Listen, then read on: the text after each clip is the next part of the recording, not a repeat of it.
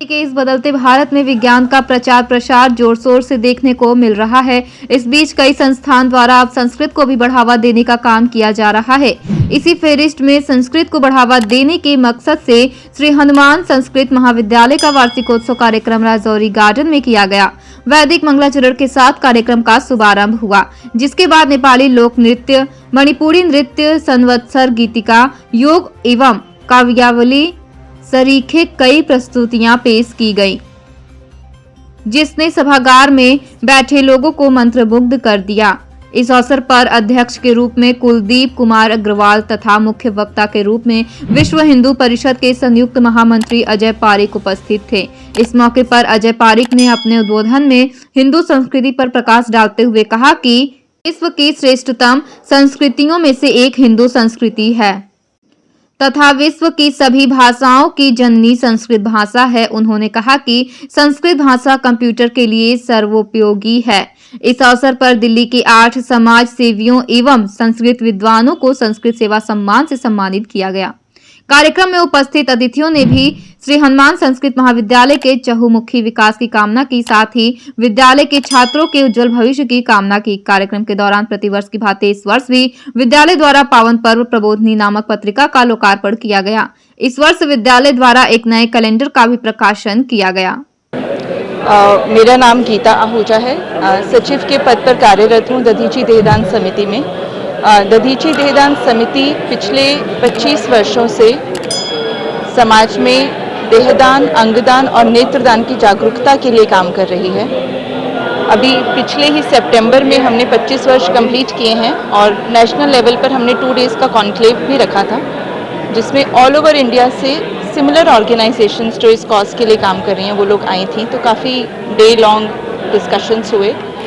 तो दधीची बस इस कॉज को जन जन तक लेकर जाना चाहती है। मैं आपके साथ एक स्टैटिस्टिक्स साझा करना चाहूँगी जो इसी कॉन्क्लेव के दौरान हम वॉलंटियर्स को भी पता लगी कि समाज में 85% लोग हैं जिनको इस दान के बारे में पता ही नहीं है।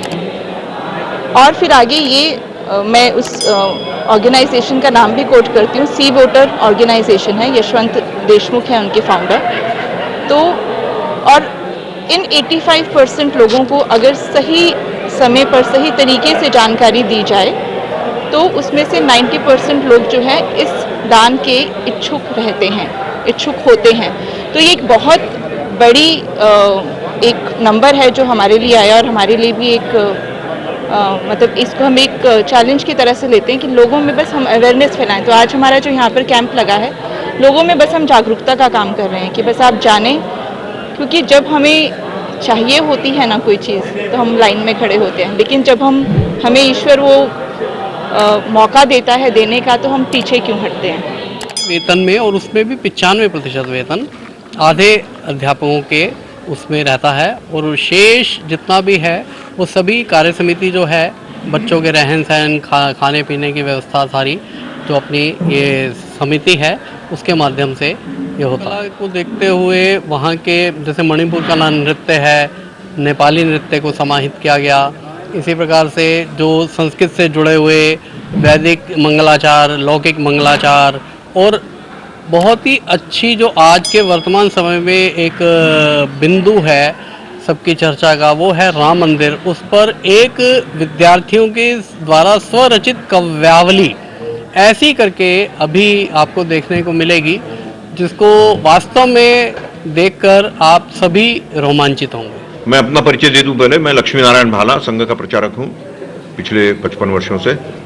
और संस्कृत ये शब्द और ये नाम और ये भाषा ये ऐसी है कि उसको सुनते ही पूरा शरीर झंकृत हो जाता है, क्योंकि ये पूरे दुनिया भर की सभी भाषाओं की जननी है और सीधे वाइब्रेशन से निर्माण होने वाला जो स्वर है उस स्वर को लिपिबद्ध की हुई ऐसी ये भाषा है। इसलिए इस भाषा का जो महत्व है वह कम नहीं होना चाहिए। तो ऐसे कार्यक्रम जिससे इस भाषा का गौरव बढ़े, इस भाषा का प्रचलन बढ़े, ऐसे कार्यक्रमों को जहाँ कहीं भी कोई आयोजित करने वाला हो वहाँ जाकर हम उनको उत्साहित करते रहते हैं। आप सब भी ऐसे कार्यक्रमों में आकर उत्साहित करें और संस्कृत इस भाषा को संस्कृति की वाहक होने के कारण, संस्कृति की रक्षक होने के कारण और तीव्र गति से प्रचलित करे। बस इतना ही मेरा कहना है। धन्यवाद। ऐसा है कि भारत की शिक्षा व्यवस्था ये लॉर्ड मैकॉले ने दी हुई शिक्षा व्यवस्था के अनुरूप अभी भी चल रही है। मैं इस सरकार का धन्यवाद जरूर करूंगा कि राष्ट्रीय शिक्षा नीति 2020 इसके द्वारा उन्होंने मातृभाषा का महत्व, और जहां मातृभाषा का महत्व बढ़ेगा वहां उस मातृभाषा की माँ जो है वो संस्कृत, तो उसका भी महत्व निश्चित रूप से बढ़ेगा। बस इतना ही।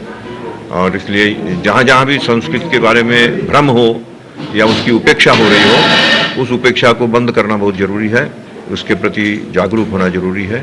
इतना। ये 1978 से चल रहा है और ये हमारे जो संघ परिवार है उसी का एक हिस्सा है।